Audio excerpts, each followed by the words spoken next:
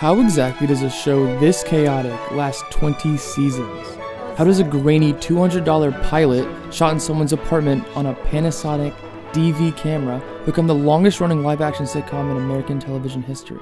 Well, the show wasn't supposed to work, but somehow it worked better than anything else on TV. Today we're going to figure out how.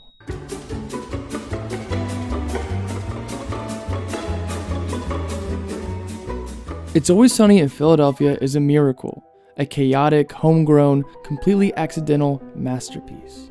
Before the cult following, before the 20 seasons, before the musical episodes and the Emmy snubs, Sunny started off as three friends, Rob McElhenney, Glenn Howerton, and Charlie Day. They had $85 for a budget and a script that nobody wanted. They shot the pilot in their apartments with no lighting, no sound crew, no permits, and no guarantee that anyone would see it. And yet, the thing that should have killed the show became the thing that made it great. The year is 2004. Rob McElhenney is waiting tables in LA. He's not known as a writer, he's not known as an actor, he's barely known as a human being in the entertainment industry. But he had an idea. And instead of waiting for permission, he made the show himself. Using some shitty camera that many film students used at the time, Rob, Charlie, and Glenn shot their pilot for less than $200.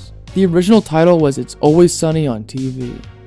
It looked like a student film, but it had something studios can't manufacture: a fresh point of view and a fresh voice. When they brought that raw pilot to FX, the network didn't ask them to polish it. They didn't ask for a reshoot. They greenlit it because the roughness was the style and tone of It's Always Sunny. That DIY energy was the same thing that got them the 20-year run.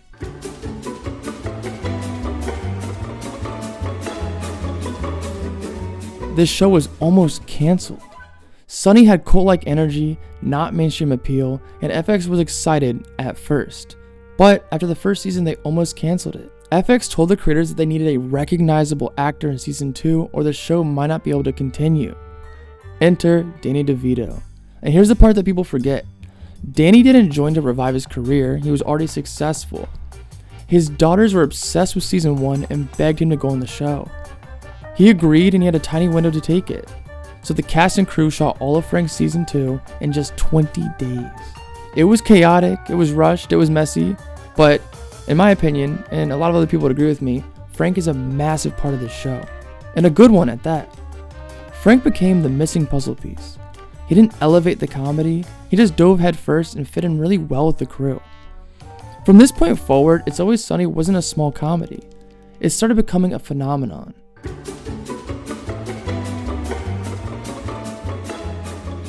Now, let's talk about the real secret sauce. Sunny doesn't have a moral center. There's no straight man. There's nobody to root for, really. Every character is a deeply flawed person. Dennis is a textbook narcissist with delusions of grandeur. Mac is a delusional, insecure man with a homosexual identity crisis. Charlie is an illiterate wildcard with hidden bursts of genius. Dee is the underdog who gets made fun of every single time she has ambition or any hopes or aspirations, and Frank is a troll who drags everyone deeper into his bullshit. Most sitcoms have characters who learn lessons, most sitcoms have arcs, most sitcoms evolve over time. Sunny does none of that. They do reckless shit every single episode and never learn from their mistakes. And that's why the show works. Charlie's stupidity empowers Dennis's superiority complex, Mac's insecurity feeds the gang's bullying, Dee's ambition creates setups for everyone to shit on her, and Frank's depravity lets the show escalate into insane extremes, especially with him and Charlie. The characters simply hate each other in this show. Definitely wrote this one. Nice. Lay it on me! Lay it on me! Question. Dennis is asshole. Why Charlie hate? Rob and Glenn were roommates in real life. Charlie joined early on and instantly clicked with everyone. Rob McElhenney and Kaitlin Olson eventually got married, but kept it secret for a while. So how does a show with characters that don't care about emotional growth do so well? Well, the gang never wins, and the gang never learns. That's why Sunny is lightning in a bottle. This is the first sitcom I feel reacted realistically and portrayed friend groups realistically. Not that your friend groups would be this dysfunctional, but it's fresh seeing friend groups that aren't always hugging and uplifting one another all the time.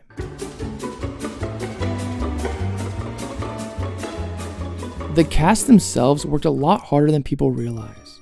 Rob, Glenn, and Charlie didn't just act, they write, produce, and direct the show. Many episodes go through full 2 drafts before the writer's room sees them. They only storyboard when it's necessary. They only improvise when it serves the rhythm. Believe it or not, these goofy people are actually craftsmen.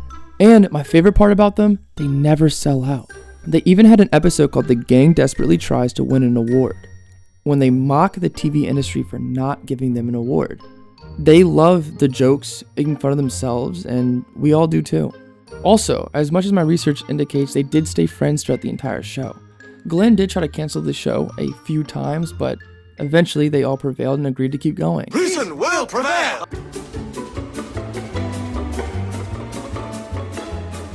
So what does It's Always Sunny teach us? Well, I think it's a blueprint for what you should do with your life. Firstly, just start, even if you're terrible. Their first pilot looked like a home video, but they made it anyways. They didn't wait for a studio to approve their dreams, they just kind of went for it. Number 2 is keep going. Season 1 almost killed the show, the ratings weren't that good, and the network was unsure, but they kept going and made it 19 more seasons after that. Number 3 is find your people. Sunny works because the cast trusts one another.